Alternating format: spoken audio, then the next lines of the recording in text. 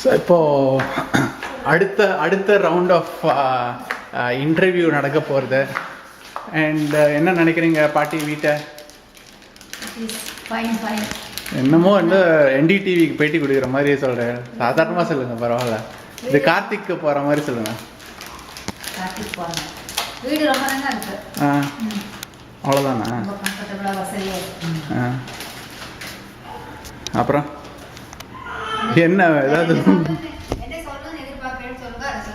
ஏதாவது வந்து ஒரு கான்வர்சேஷன் ஸ்டார்ட் பண்ணோம். இப்போ வீடோட அடுத்த ஃபேஸ் ஆஃப் த வீடியோ பண்ணிகிட்டு இருக்கோம். முதல் ஃபேஸு நான் முன்னாடியே சொல்லிட்டேன். நான் முதல் ஃபேஸ் வந்து வீடெல்லாம் அப்படியே இது பண்ணி இந்த இது ரூமு அப்படி சொல்லிட்டு இப்போ என்ன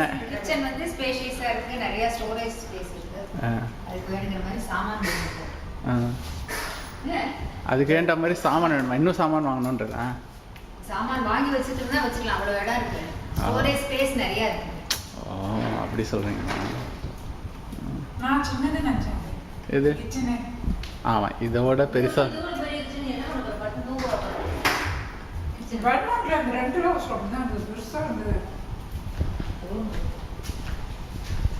அடுத்தது மெயின் ஆள் என்ன பண்ணிட்டு இருக்கா?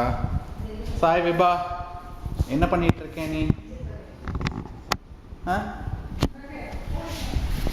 என்ன பண்ணிட்டு இருக்கே நீ? இப்போ வீடை செக் அவுட் பண்ணிட்டு இருக்கா சாய் விபா. அவளுக்கு வந்து அந்த லைட்டு ரொம்ப அட்ராக்டிவாக இருக்கு. ஸோ அதை செக் அவுட் பண்ணிட்டு இருக்கா.